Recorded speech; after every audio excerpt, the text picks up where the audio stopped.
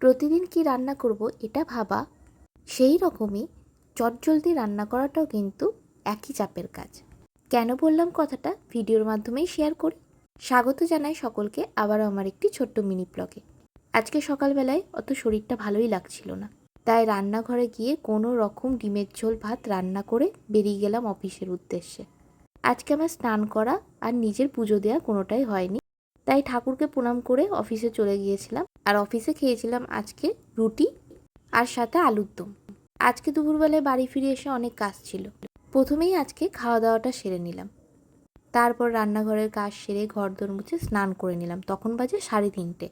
ওপরে আমাদের একটা টিনের ঘর আছে যেটাতে আমরা জামা কাপড় মেলি।